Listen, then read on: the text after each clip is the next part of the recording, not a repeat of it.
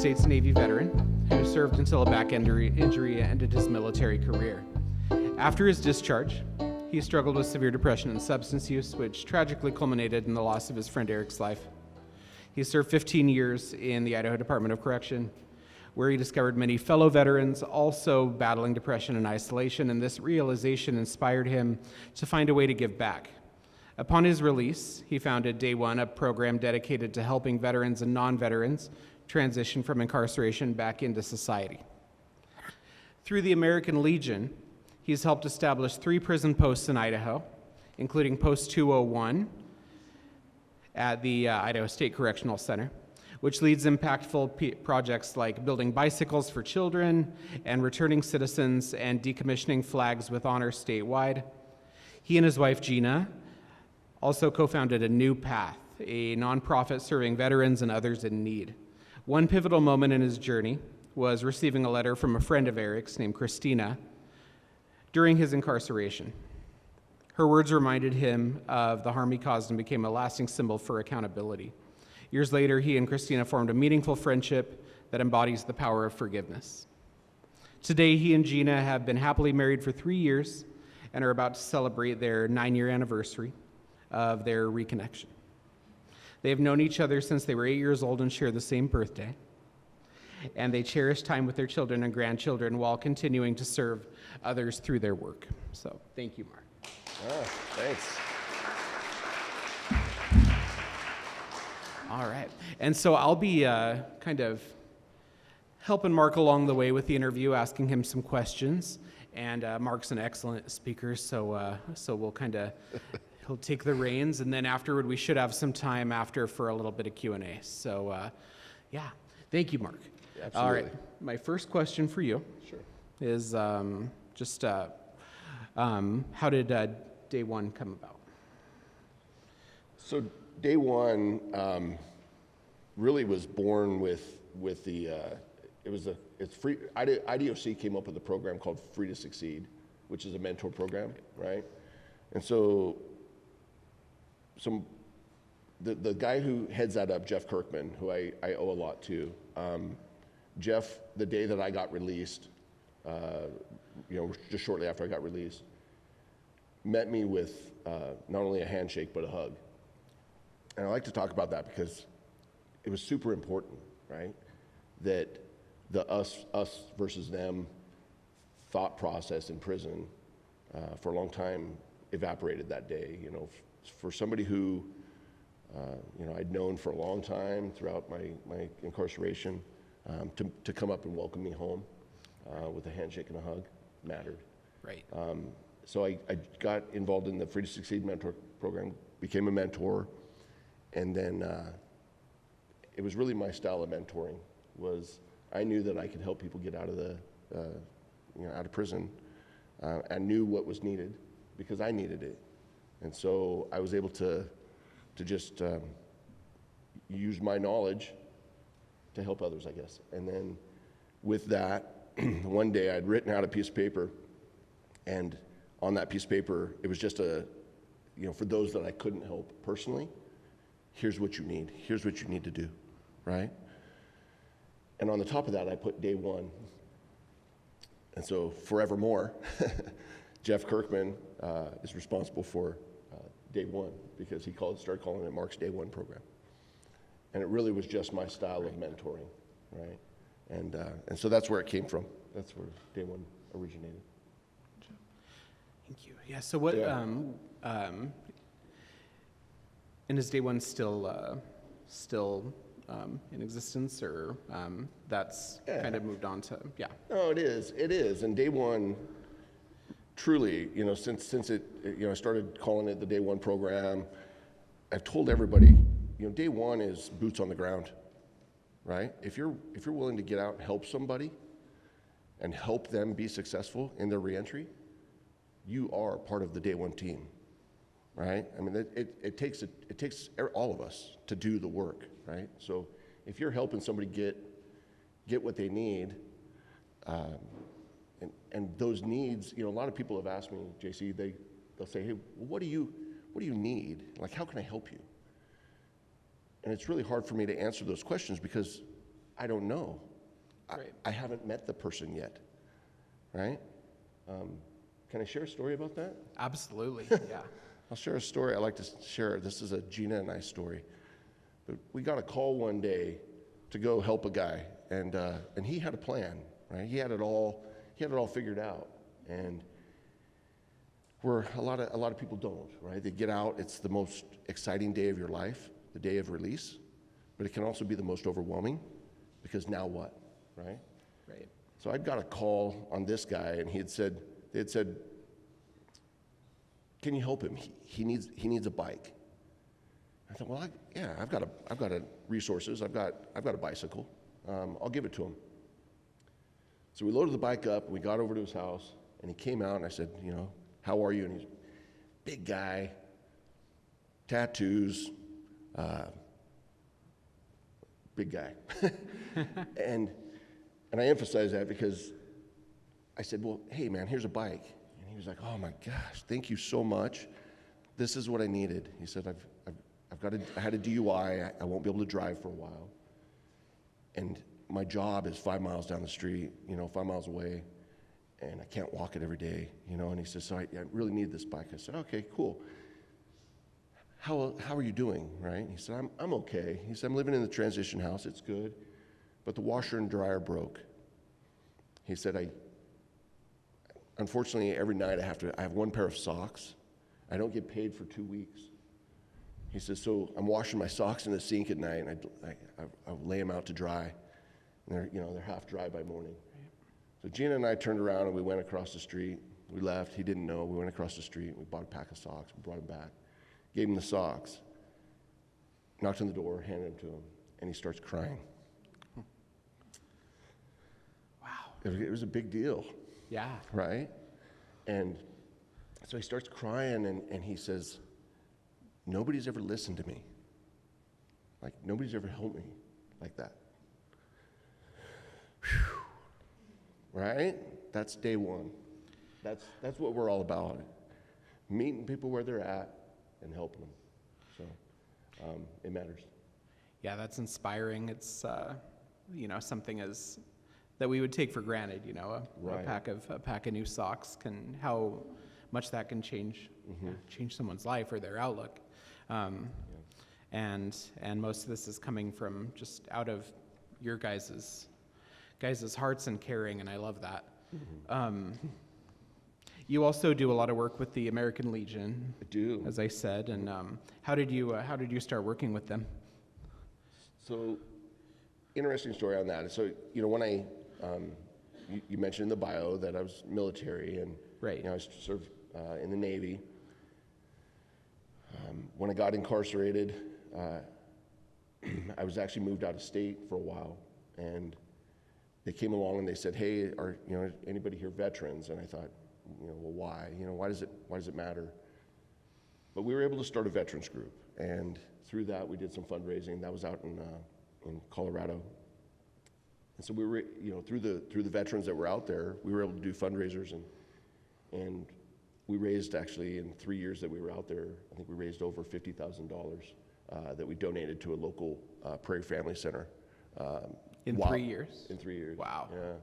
Yeah, it was pretty awesome. And then we got the benefit of cheeseburgers. So it was a win-win for sure. And that's really how that started. They said, well, we let them do fundraisers, and you guys can get cheeseburgers. I thought, shoot, yeah, I want a cheeseburger. I was gonna say, yeah, anything for that. So I that morphed, and when I brought it back, when I came back to Idaho, I was getting ready to be released, and they said, I said to the staff, I said, hey, don't let this die. This is really important for our veterans, and for the needs of veterans, right? And to bring the vets together. I often talk about the languages, right? We speak a language. Those that have been incarcerated speak a language that I wouldn't want anybody else to ever learn how to speak, because the only way you can speak it is to go through it, right? Well, that's the same thing for veterans, right? We speak our language too, and IDOC staff, they speak the language. It's a different dialect, but they speak the language, right? And so, but veterans speak the language. So when I got out, and I thought, I try to stay involved, service. So I joined the American Legion. What I didn't know was my veterans group on the inside had also reached out to the American Legion. Oh, okay, yeah. And got sponsored by so the veterans group I started got sponsored by the American Legion. And works with them, And yeah. started working with them. And so I started working my way through the Legion, and one day they said, well, we've got these prison posts. I thought, wait a minute, what? What are you talking about? And they said, yeah, we've established these prison posts, and you're vice commander of the district, and maybe we could put you in, and that's how it started, right? And so now I kind of oversee the prison posts, and I'm the liaison between American Legion and IDOC and the prison post. What do the posts, like, what does working with them generally entail? So we've got two that are well established, one at ISCC and one in Orofino, that are well established. Orofino, they're doing a lot of fundraising up there. They're able to get those cheeseburgers I talked about. Right. So they're raising funds up there for the Legion programs. We do a lot of youth programs through the Legion. So there's a lot of fundraising going on. The post here, you mentioned, we do a bike program. So we've partnered with Nampa Bicycle Project and Republic Services. So I'm able to go out to Ada County and Canyon County landfill and pick up all of the garbage. They're garbage bikes. We pull them out of the landfill, take them out there. The guys turn them into garbage into gold, and we're able to refurbish all of these bicycles and then distribute them out to Nampa Caldwell area for the kids in Nampa Caldwell. That's amazing. Yeah, it's a great program. I think we did 400 bikes last year, and then they've also got the flag decommissioning program. So they've proper honor with decommissioning of the flags with honors. They do that every Sunday out at ISCC, and it's pretty amazing. They did over 10,000 flags last year. Wow, 10,000 flags locally. Wow. Yeah. Well, the whole state sends them. But so for Idaho. But for Idaho. Cool. Yeah. Cool thing on that too, JC, they collect the brass off of the flags. And so they actually took that brass off those flags, those 10,000 flags, and melted it down and made a bell for the USS Idaho out of those flags. Right, yeah. Mm-hmm. Yeah, the Idaho State Historical Society has been doing a lot of work with the USS Idaho. Yeah. And so that's really, really cool. So the guys out there, our veterans out there, got to be a huge part of that. That's excellent. That's a great connection. Yeah. Usually how many people are, like on average, in one of the posts at IDOC? I think currently at ISCC we've got, I think it's 40 members.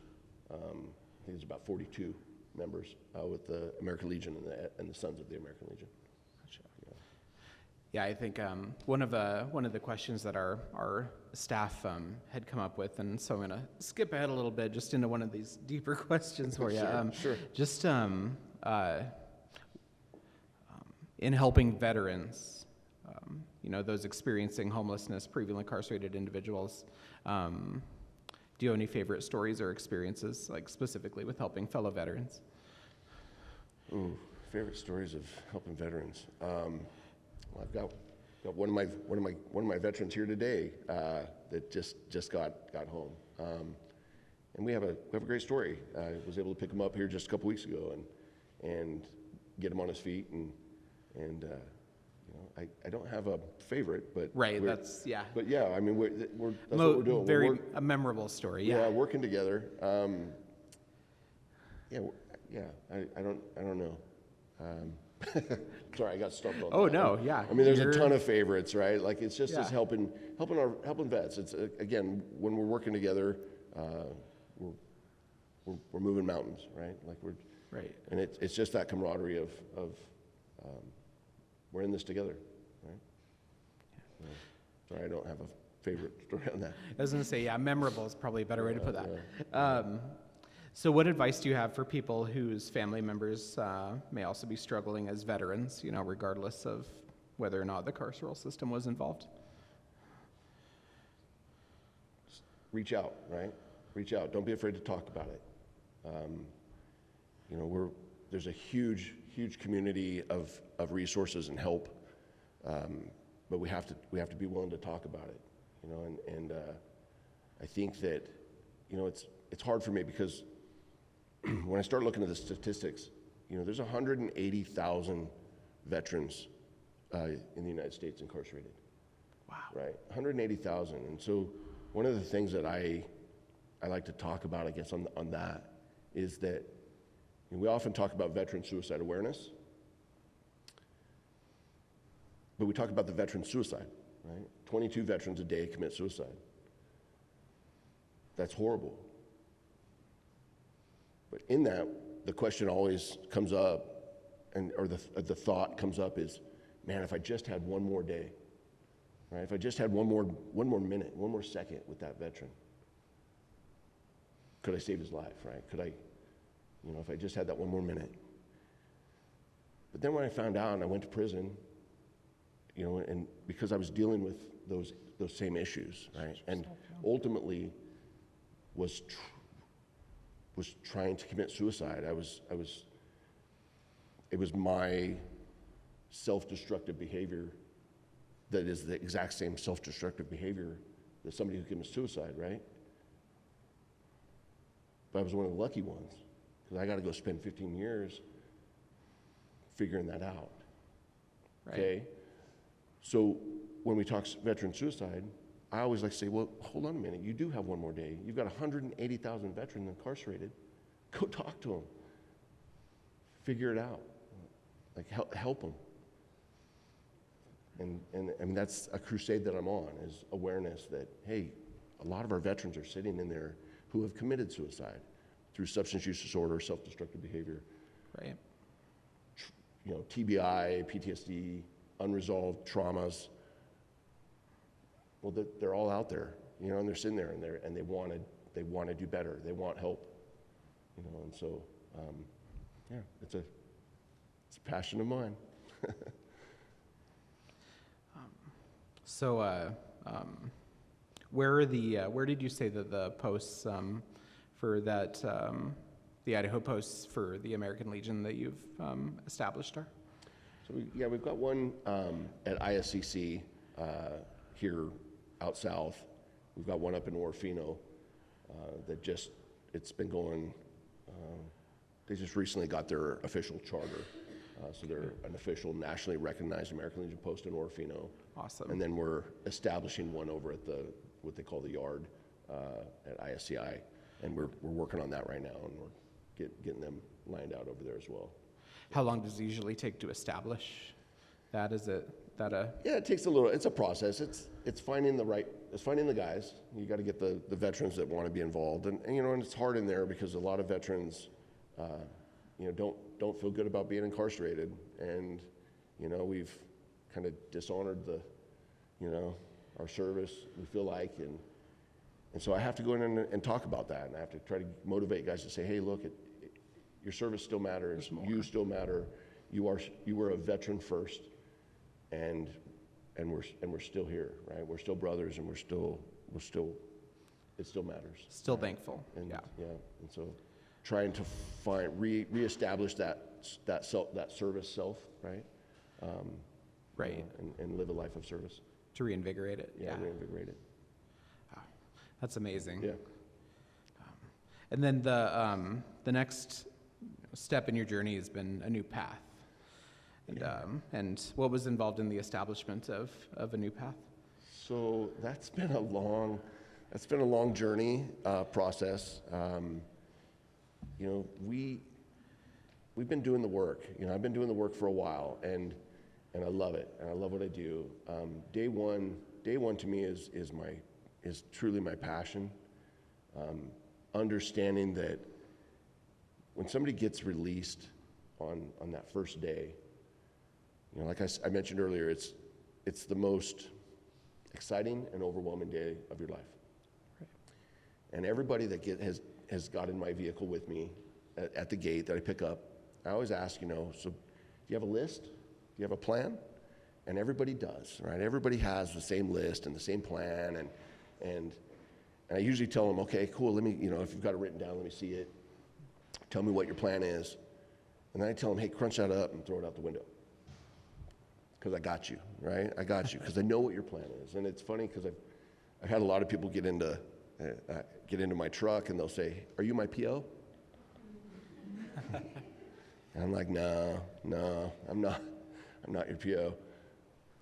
Love that. Today, I love that, right? I love that somebody would think that, because I love working with IDOC, and I love that I've been brought into that family as well, and that now we're all working together. But, so day one, to get out, to get a ride, and go straight to like your transition home, that's helpful, right? You got to get a ride, you got to get there. But how are you going to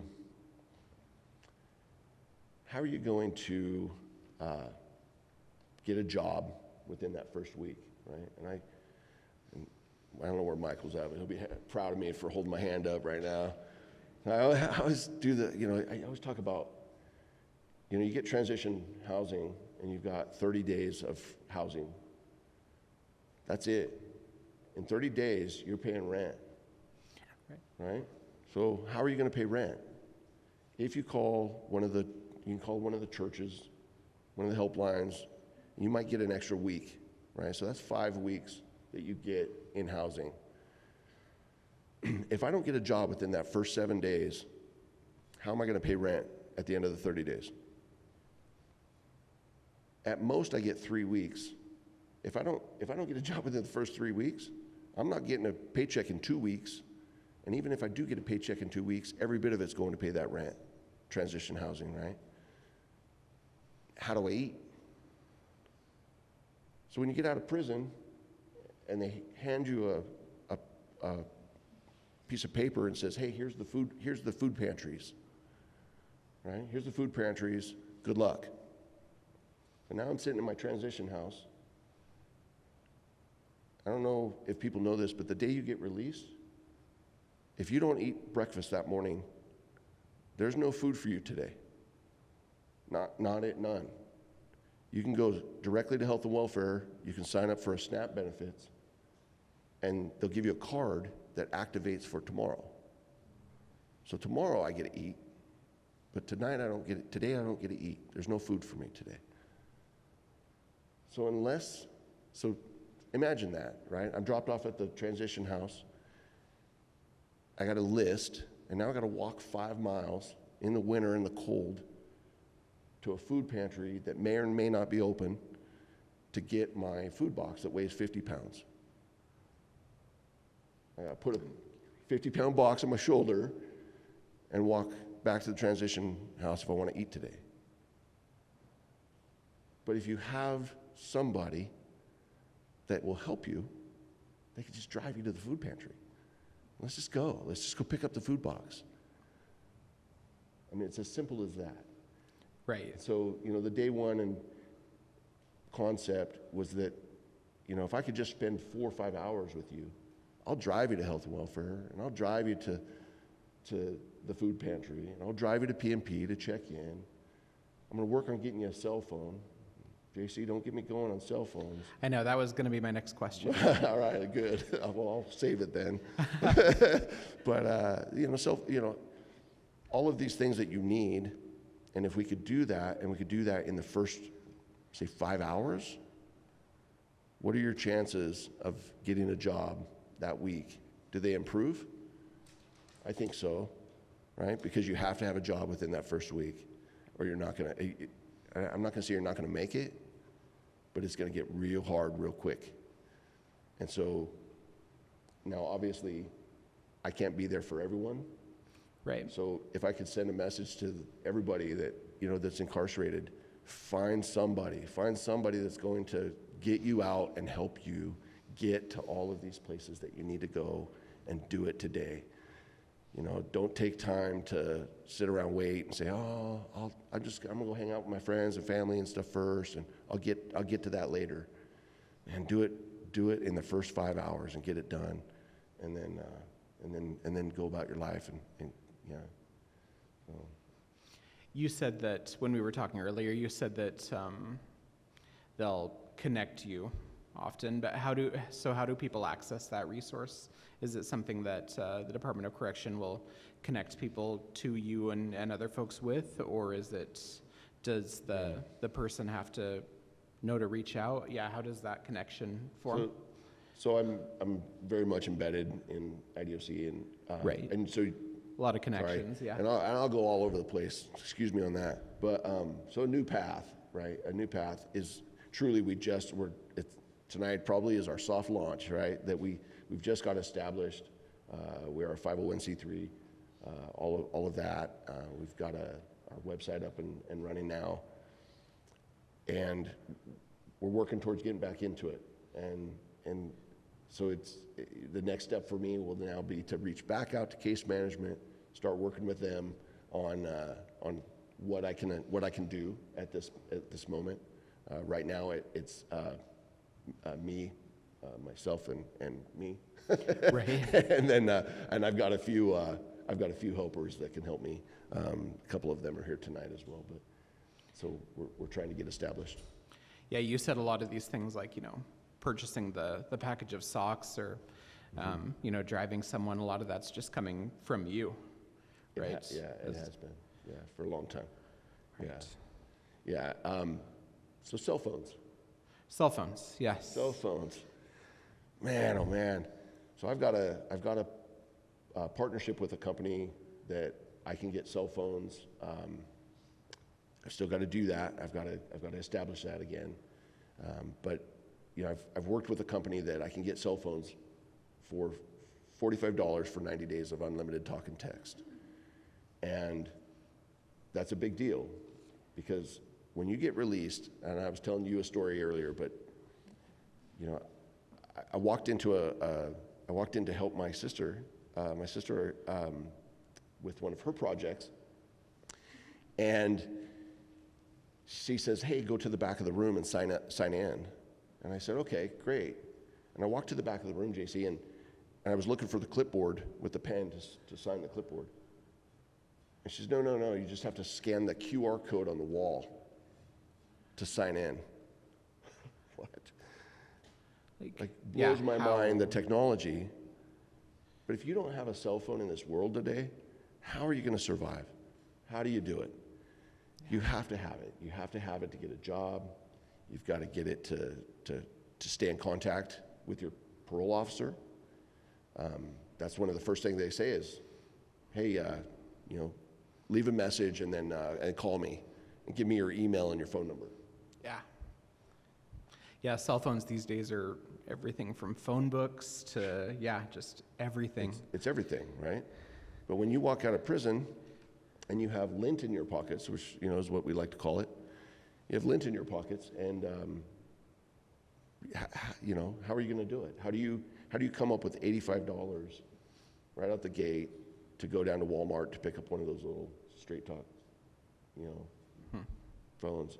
You don't have it. So that's a big crusade for me with the new path, is trying to figure out how to provide cell phones at least to whatever we can do. So you said you're hoping to reestablish a connection with a new path. Yep, yeah, and so it's a mission. So don't call me tomorrow asking me for a cell phone because I don't have any. But it's the project, right? That's the mission for me right now. And Gina, we've battled this for a lot of years, and we see the need, and it's there, and nobody's filling that. So we're going to try to step in and do so. But it's going to take funding, and I'm working on grants right now and trying to figure out how to get the grants to be able to do that. And so that's the next mission. If I could continue to plug a new path, please donate. we need funding for that. So, but it's a real need.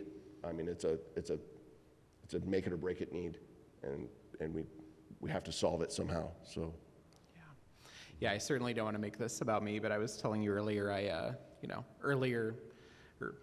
last year I lost my phone in a lift, and I didn't have it for like a week, and it was insane how you don't exist in the world if you don't have your phone with you, and can't talk to anyone, and that's, for someone who, has what they need, right? And so that's essential. It is. Yeah. In what ways has, I know we've talked here and there about this, but in what ways has the Idaho Department of Correction been, supportive of your work and been involved? Oh my God! Like I couldn't say enough about IDOC. Right. Got a few of them here, so we'll speak nicely. Yeah. It's all nice. Not that we wouldn't. Yeah. I'm so thankful for IDOC. I know it's very cliche to say that prison saved my life, right? But it really did for me. And then I mentioned earlier about the handshake and the hug, but it was more than that. As I was doing the work, I got out. I started kind of doing this through my mentor, the mentor program, Free to Succeed, helping people. Then I started to meet more people, more staff, and next thing you know, I'm getting a call from Josh T-Walt, the director. Yeah, he's done one of our captivating. Josh is amazing, and Josh came and rode with me. He cleared his schedule. He actually rode with me on a day one, and so did Bree and so Chad, and and then they welcomed me in, right? And they welcomed me in, and they, made me part of the team, and I got a phenomenal invite and opportunity to be a part of the Citizens Advisory Committee.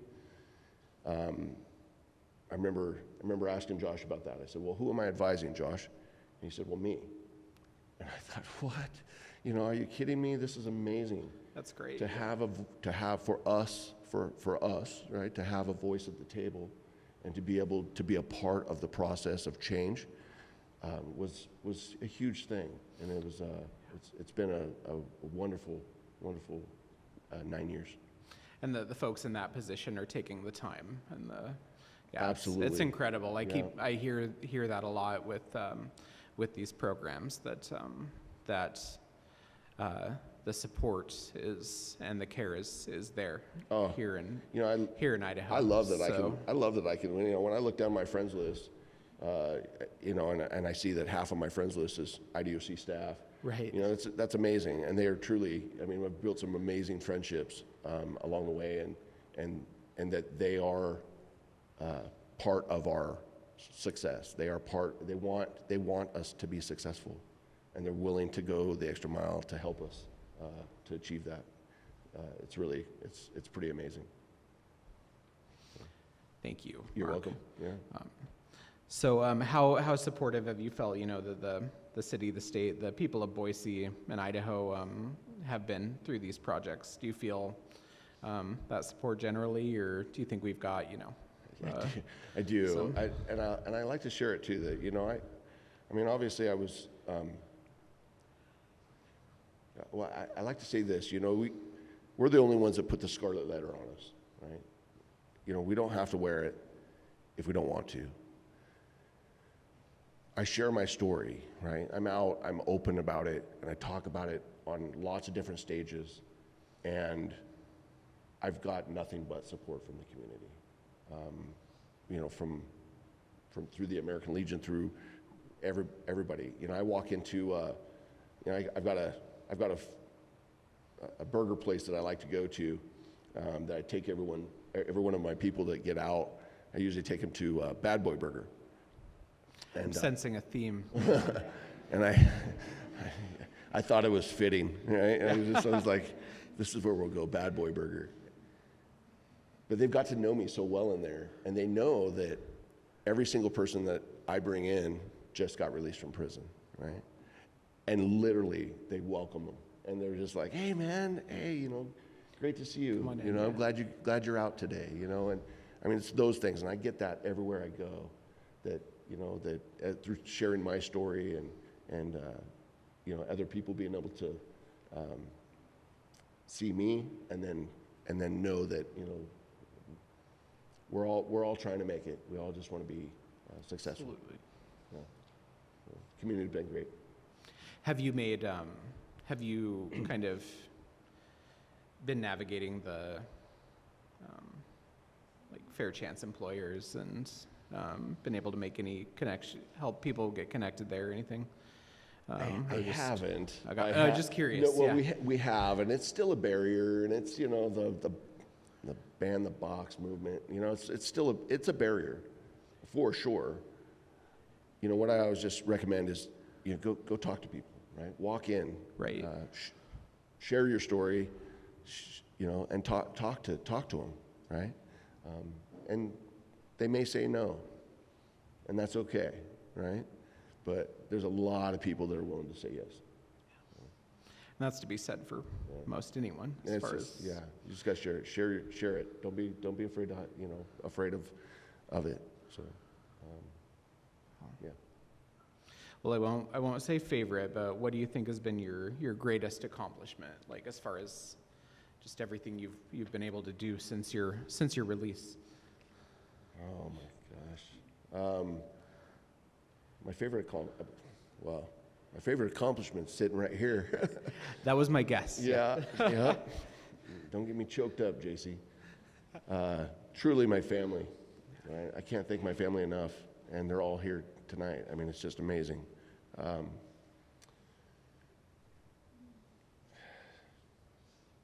Yeah, it's good stuff, you know. So I'd like to share. Can I share a story? Absolutely, So yeah. I'll share a little story, and it's kind of a favorite, right? But my daughter's sitting here tonight, so that one always chokes me up. But her and I have a really cool story. I like to tell this story about crocheting, and I have to do this because I'm also plugging the Idaho Prison Arts Collective, and we're gonna do a crochet event on February 20th.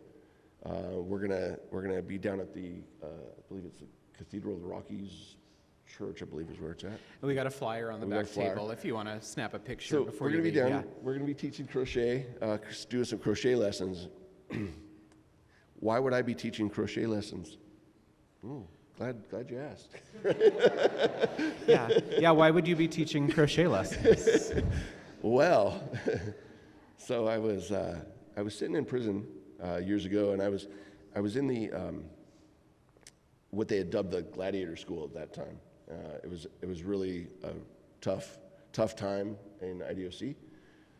It was one of the private prisons, and it was very violent, and it was not a good place to be. And I was in the worst of the worst units at that moment.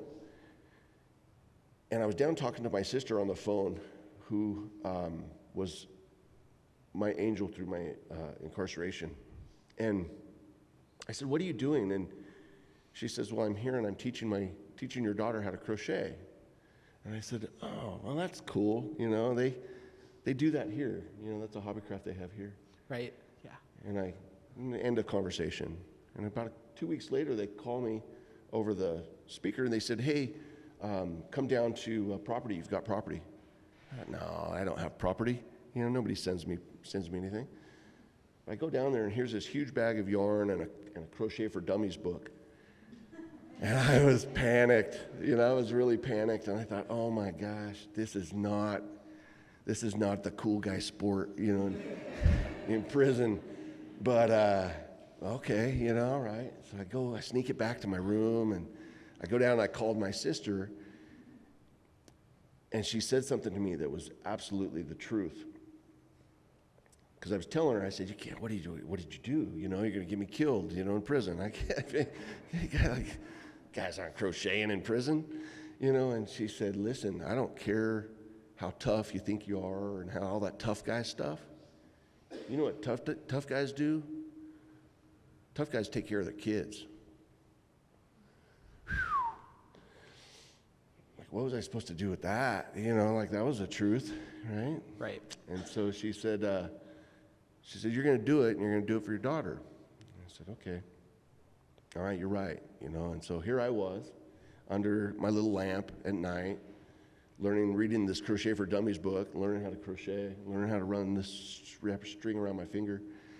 The first thing I made was a pair of little moccasins for my daughter.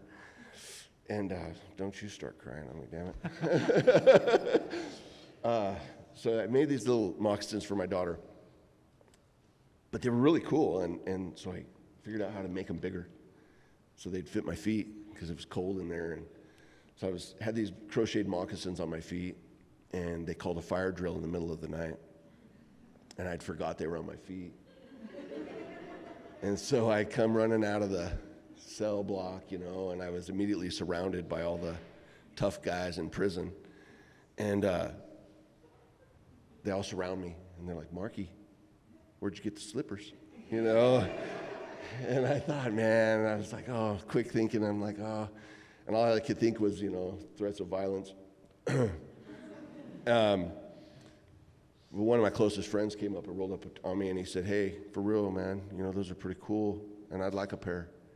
What do you think? Hey, I don't know where you got them, but you think I could get a pair?" And I thought, well, yeah, I might be able to help you out, And he whispers, "Did you make them?" I said, "What if I did, Dave?" He said, "It's really cool, man. I'd like to learn." I was like, "What?" I'm thinking, man, no way. So fast forward about 2 months, and here came the gang sergeant and one of the other sergeants, and they rolled into my house, and they said, "Person, what's going on this tier right now?" And I thought, no, don't, come on, you guys know better, if you're, search my cell, search my house, take me to the hole, whatever you're doing, but, what?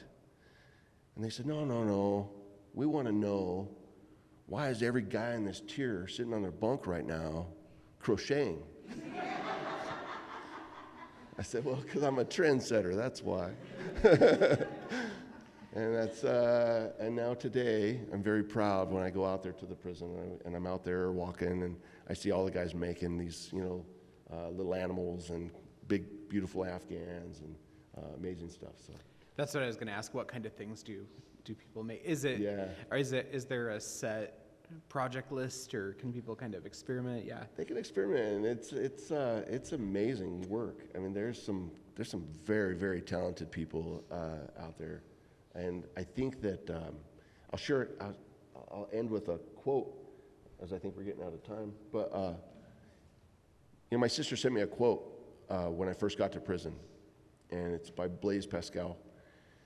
And it said, "The problem with humanity is man's inability to sit contentedly alone in a room." Whew, that one resonated with me big time, because I remember thinking, I'm going to have a lot of time alone in a room. I wonder if I could figure out how to be content. It was tough. It took me a lot of years to figure it out, but it was through like crochet, doing projects for my daughter. I know she got really sick of them because I sent her a lot of little stuffed animals. But it was through the art of crochet that I was able to focus. It's hard to think about anything else when you're counting crochet stitches, and that was a form of meditation. And so, it really has helped a lot of people. And I've had a very close friend of mine. He's commander of the post out there, the American Legion post, and he'll tell you, that he wasn't in a good space, and it was, he had lost his mother. He wasn't doing well. And I saw that, and I said, "Hey, man, why don't I teach you how to crochet?" And he'll tell you, it saved his life because it gave him something to focus on. So I'm very, very passionate about that, and I'm excited for the upcoming event to be able to share that art. So that's so cool. First of all, you're going to end up having to teach me. And second, yeah, just like I said, we've got a flyer for that event at the back, so make sure you check that out. Good. Okay. So it sounds like we got a few minutes to do a little bit of Q&A. And so does anyone have any questions for Mark before we wrap up? I think I can bring the mic out.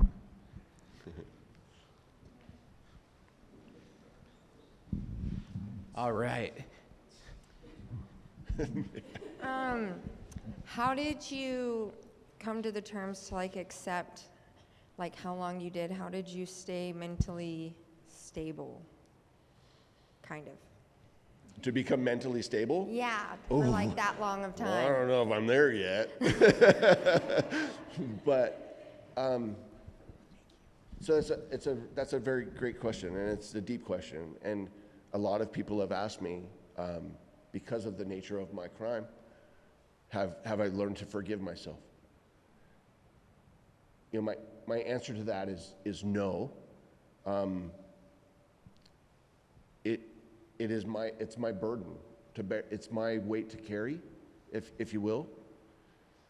But what I'll say is that if I'm asking the world to forgive me for what I've done, how could I hold anything against anyone for any reason, ever?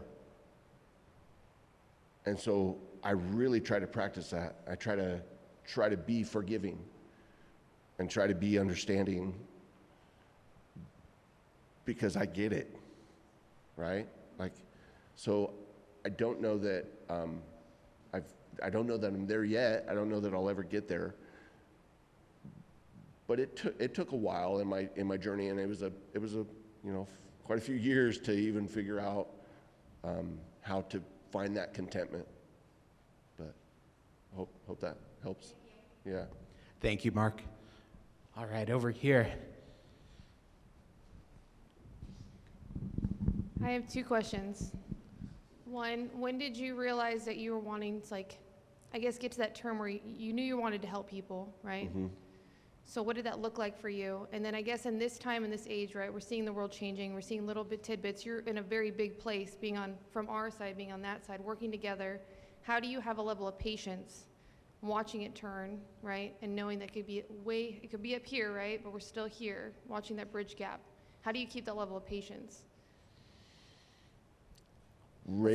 Great questions. No, it's hard.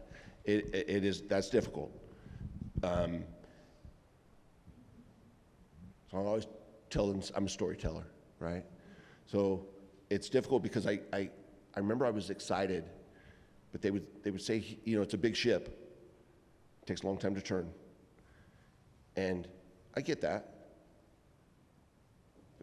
But let's keep it going, right? Let's keep turning it. And so it's why I've got involved. It's why I want to help. I want to have all of our voices. I am all of our voices, right? So I'm speaking for all of us. I'm trying to help change it. And how do I have the patience? I remember because of where you guys are sitting, I walked in one day and I was super excited. I'm like, oh my God, we're doing this and we're doing these great things out here, and oh my gosh, it's so good. And one of my buddies looked at me and he says, yeah, I hear you, Mark, but the oatmeal's still cold in the morning. Can you fix that?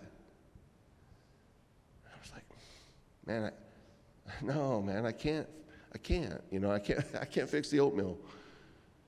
But we're doing these big things, right? So, but understanding that it's hard to see, it's hard to see sometimes when you're inside, it's hard to see it. But I can tell you that I've been out here for a while doing it, and it is big changes. There are big things that are happening, and it's good, right? And we're getting a voice. I don't know if that answers the question exactly, but I hope it does. Yeah, and I ain't BSing, right? Like, I'm one of us, right? And we're in this and we're doing it. Yeah. All right, I think I'll take these two questions over here, and then we'll wrap up. Hi. Hi. Do you have females that go pick up other females from the institutions for their first day out? Yes. So, yes. Most of the pickups right now, at this moment, a lot of the pickups are being done. So I think they've had. I don't know if you've had Mark Rennick here with St. Vincent de Paul, but he's doing a lot of the reentry pickups at this time, and he has a full staff of people that go out and pick people up and help them get to where they need. I don't currently have anybody on staff. Thanks. Hello, Mark. Hi. I do have two questions. Okay. One is, when veterans are getting dishonorably discharged or dishonorably discharged, are they aware of their resources other than just the VA? Is there a transitioning period in between, or is it just, okay, you're discharged, carry on with your life? So for the dishonorable? For either or. Okay, so unfortunately, dishonorable discharges from the VA, Okay. you don't get in, there are no more benefits Okay. From the military, unfortunately, right? Regardless of your service, there is no more benefits to you. If you have anything other than a dishonorable, there are still benefits, and you can reach out to any service officer and get help with that. Okay, Yeah. so those who are dishonorably discharged, are they aware of their resources moving forward, or? No, so, Okay. well, we're working on that, and so, great question, because, there are a lot of resources, and I'm working, and that's part of the American Legion inside is, we just brought somebody out from the Department of Labor recently, and that was actually pretty cool. The guy from the Department of Labor came out and said, you're eligible for these resources a year prior to your release, and we can start working with you. All you have to do is just jump online and send us an email and register online. And the whole group started laughing, and they said, well, wait a minute, how are we supposed to do that? He didn't get the joke, right? Like, we're not getting online. There's no way for us to just jump on a computer and sign up. And so, but it brought huge attention to that, is that, hey, these guys have a huge resource available if only they could sign up ahead of time. And so that just happened. So now a next goal for me as the liaison is to go work with case managers and say, hey, here's another thing to add to your list of to-dos, but if they're a veteran, could you sign them up, right? So we're working that out, but there's a ton of resources. All right, and We just have to make then them my other question is, when you are getting ready to get released from prison, whether that you be topping out or parole, what is that transitioning period like? From, like, when you're leaving, when you're free for a little bit, or if you topped out, whatever the case may be. Are you guys put in a transitional period? I don't know. My dad topped out, and I actually don't know. I've never asked him this question, but not everybody has somebody that can pick them up. So is there a transitional period, like, where they're teaching you and they're telling you what your resources are, like voc rehab and things like that? There is. So they have, and they're improving that right now, and that's something, again, trying to work on is the pre-release classes, and for the longest time, and this is where, it's hard to see the change, but for the longest time, they would give you what they call the self-help rescue manual, and here's a self-help rescue manual, good luck. It's evolved, and now the pre-release classes are, they're getting better, right? And there's a lot more information available. There's a lot more, classes. If you utilize them, it's available. You can go out, and get the information. And you're never fully prepared, but you can be prepared, right, as best as you can, and it's there. Is there more negative than anything for being released from now? Yeah, it's tough. It's tough, and it depends on who you are and what you're doing. I mean, as far as you gotta want it. Yeah, you gotta want it, and you gotta get it, right? And regardless of what resources you have, are you gonna make it or not? Make the choice now. I had somebody. I shouldn't share this story, but I had somebody at the pre-release. I was talking, and they said, hey, you know, all my friends, all my family, they're all addicts. They're all, you know, this is what I'm going home to, and I'm an addict. What do you think my chances are of success? And I looked at him and I was like, I don't know if I should be honest or not. But I told him, I said, hey man, my recommendation is to leave your TV and your hot pot with somebody that you trust, so that when you come back, you can get your TV and your hot pot back. Because if you're walking out with that mindset that I'm an addict, right? And you're walking out. So, and I'll end with this, JC, I know we're over time, is if you're getting out on parole, and if I could leave you with a couple things, right, is one, 2 words that were given to me by a very, very, very close brother of mine are walk slow, right? Walk slow, think about it, think about what you're doing first. But don't ever get confused on the difference between freedom and being free. When you are on parole, you have more freedom. You are not free. I am not free. I'm not free until 2054. At that moment, I can act like a free man. In 2054, I could say I'm an addict. I don't get that privilege. Free people get that privilege. I don't get that privilege.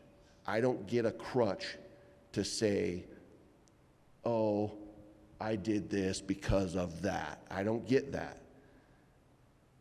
I have, you know, when I went to the parole commission, they gave me 2 choices: be successful or spend the rest of your life in prison. That was a huge blessing for me, because that made it real easy, because one of them isn't a choice that I'm ever going to accept. So the only other choice for me was to be successful. And successful, I don't get to have those kinds of crutches, right? And so that's how I live my life. And so don't get confused. The minute you get confused of, you know, freedom and being free, you're in trouble, right? So that's what I would say on that. But I'll stop there.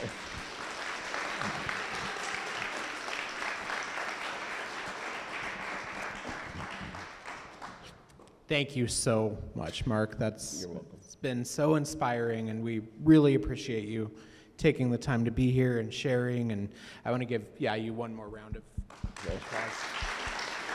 Well, thanks for twisting my arm. And Thank you. continuing to twist my arm. We, and thank you, Chad, back there, for giving me encouragement here. We're so happy you guys could join us. Thank you all so much. We'll see you at the next one.